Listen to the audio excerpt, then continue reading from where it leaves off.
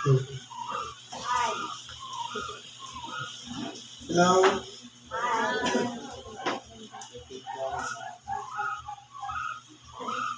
Isang mapagpalang hapon sa bawat isa sa atin. Bagamat mainit ang panahon, marami pang hangin, ang sarap nakapiglit. Dahil para tayong inuugoy-ugoy ang hangin. Ngayon po, nandito tayo sa pagpapatuloy ng gawain. Siguro po, kung pag-aralan natin ang mensahe ngayon, ito po ay buhay-buhay ng dalawang alagad ng ating dakilang Panginoon.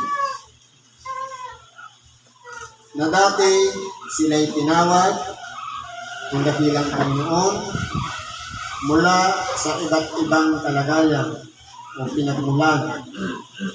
Sila'y pinagsama-sama para maging tagasunod niya. Pero po, sasariwain natin sa ating sarili, ano ba ang naging buhay-buhay ng dalawang alagad ng dakilang Panginoon. Sabi po sa unang aralin, sa Ebanghelyo ni Apostol Juan, Kapitulo 20, versikulo 24 hanggang 29. Ang sabi po ay ganito. Ngunit si Tomas, isa sa 12 na tinatawag na Didimo, ay wala sa kanila nang dumating si Jesus. Sinabi nga sa kanya ng ibang mga alagad, nakita namin ang Panginoon.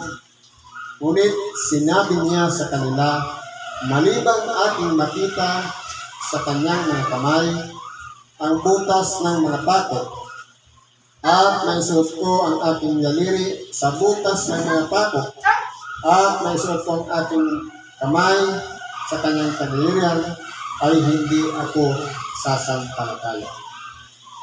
Ngayon po, ito po si Tomas ay isa pong kaparehas din nating tao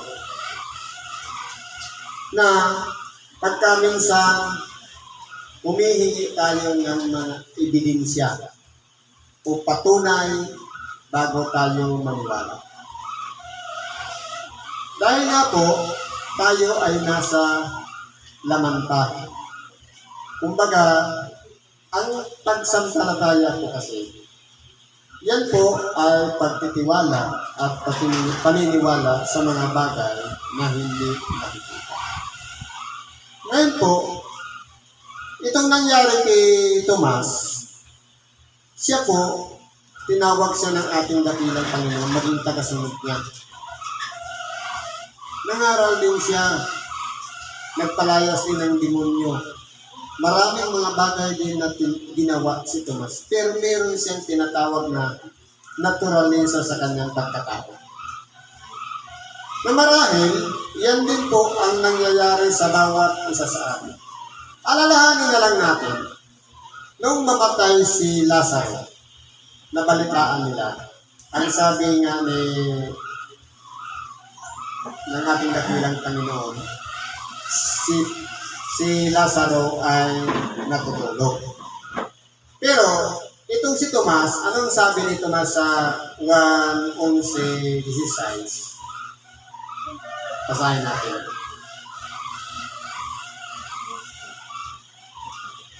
Sabi ni Tomas, si Tomas nga, na tinatawag na Didimo, ay nagsabi, taas natin sa 14, nang magkagayon nga, ay sinabi sa kanila ni Jesus ng malinaw, si Lazaro ay patay. At kinagagalak ko dahil sa inyo rin, na ako'y wala roon upang kayo'y magsipaniwala. Gayon may tayo sa Kanya. Tayo na sa Kanya. Si Tomas nga, na tinatawag na Didimo, ay nagsabi sa mga kapwa niya alagad, tayo'y magsiparoon din naman upang tayo'y mga matay na kasama niya. Kumbaga, dahil nga sa kalagayang tao, minsan nagagawa rin natin yan na ibubulalas natin ang mga bagay na hindi natin pinag-iisipan. Kaya po, naging halimbawa si Tomas upang ipaunawa sa bawat isa sa atin na sino man sa atin na humahanap pa ng patunay o pruweba o ebidensya para makita ng ating mga mata, mahawakan ng ating mga kamay at maisuot pa yung daliri niya doon sa mga sugat katulad ng ginawa ni Tomas, ay hindi magiging mapanampalatayahin.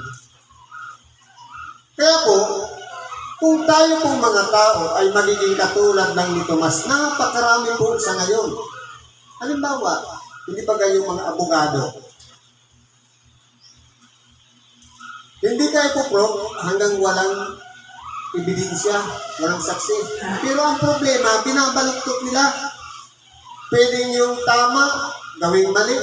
Pero yung mali, pwedeng gawing tama dahil sa salapi. Napapaikot nila ang hustisya. Kahit sa doktor,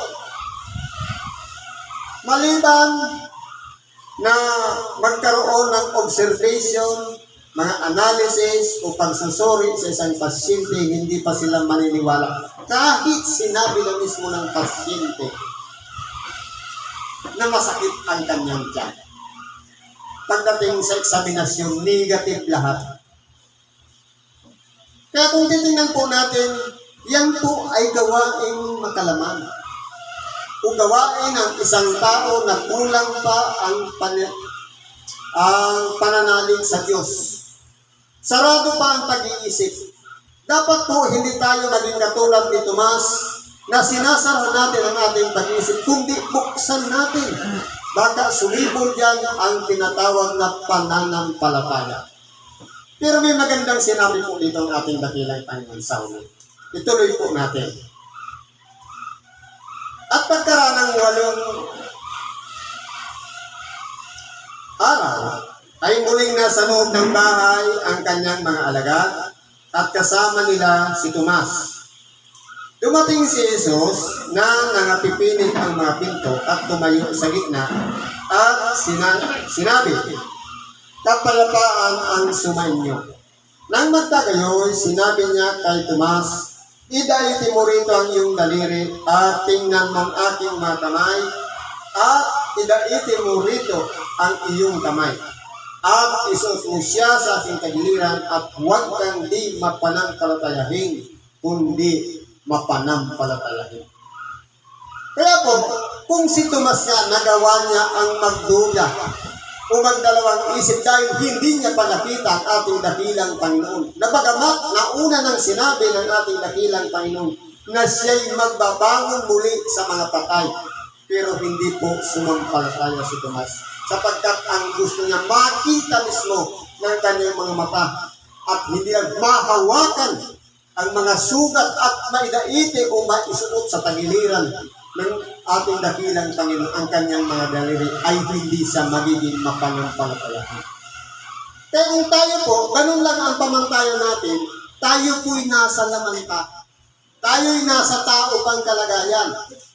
Pero kung tayo po ang pananampalataya natin, katulad ng sinabi ng ating dakilang Panginoon sa Ebanghelyo ng San Marcos sa Kapitulo 11, versikulo 24, na sinasabi, ang sabi ganito,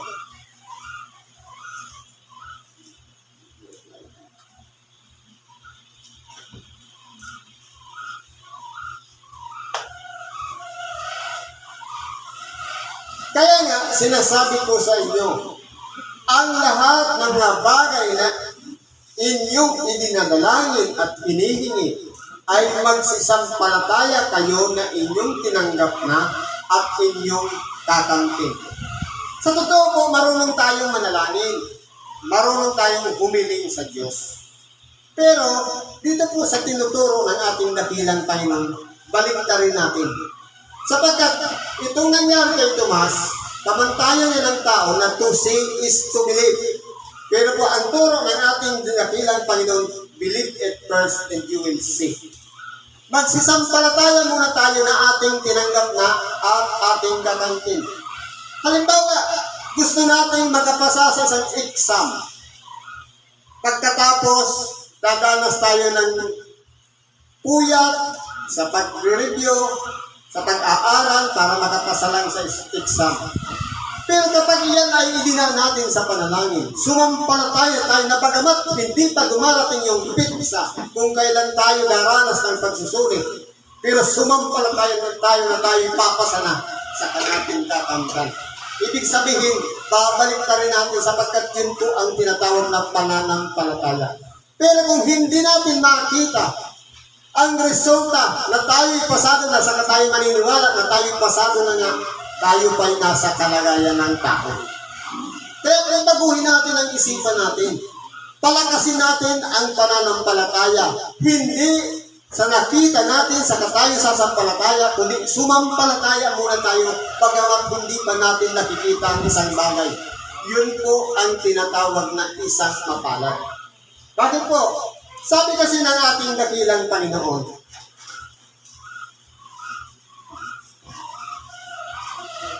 sumagot si Tomas at sa kanya'y sinabi, Panginoon ko at Diyos ko.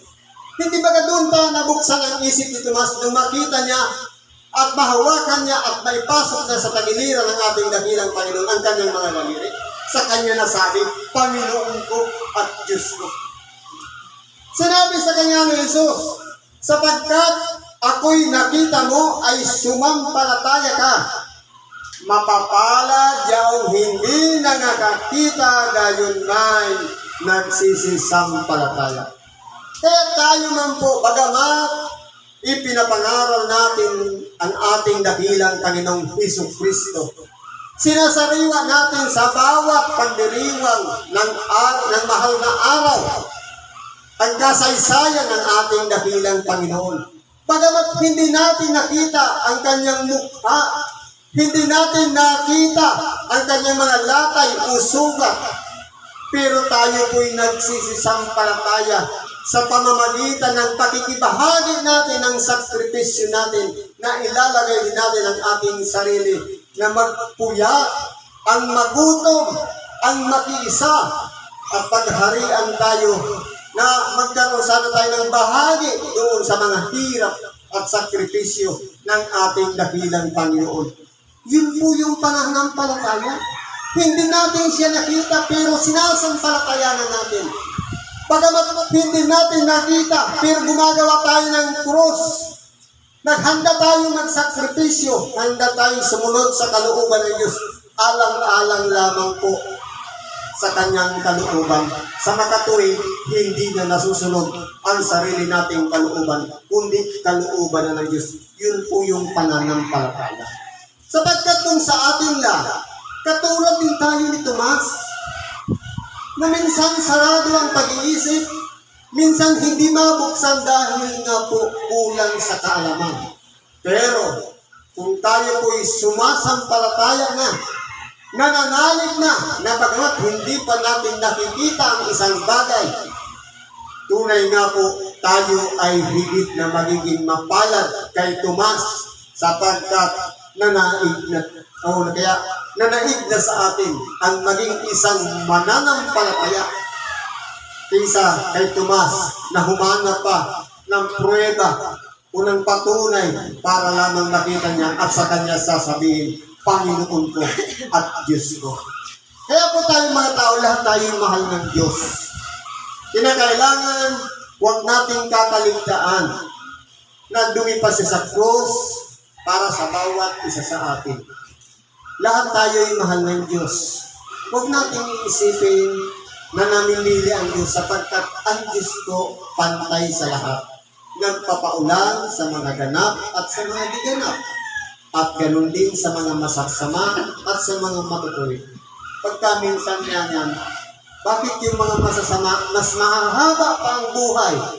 Dahil binibigyan pa sila ng pagkakataon ng Diyos na masumpungan ang kanilang mga ginagawa at magsisi at magbalik loob sa Diyos. Pero yung mga mabubuti, bakit sinasabi mas maiiksi ang buhay? Sapagkat ano pa ang gagawin mong pagsisisi? Malinis na nga ang iyong kalooban. Kaya mapalad tayo kung tayo po ay nananahan sa kabutihan, sa sa kabanalan, sapagkat yun po talaga ang kalooban ng Diyos. At lalo-lalo na, ang pananampalatayang hindi maitutumbas ng anumang bagay dito sa ibabaw ng sanglibutan, kundi sa pamamagitan lamang ng isang butil ng mustasa na maaaring kayang ang isang bagay na mahirap gawin sa tao, pero sa Diyos may pangyayari.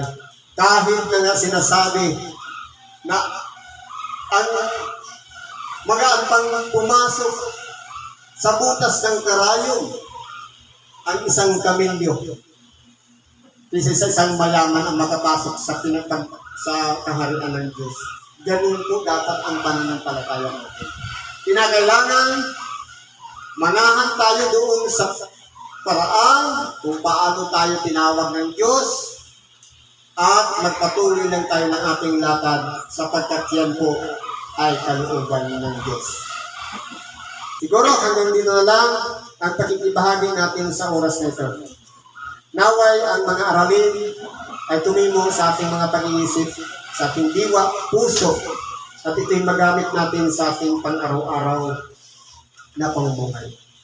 Ano man ang ating mga kahilingan, mga karaingan sa Diyos, idulog natin sa Kanya upang tayo pagdubayan at gabayan at lahat ng kasagutan ay kakamtan natin sa pamamagitan ng pananampalataya sa ating dakilang Panginoong Hesus Kristo. Salamat po at magandang hapon sa ating lahat.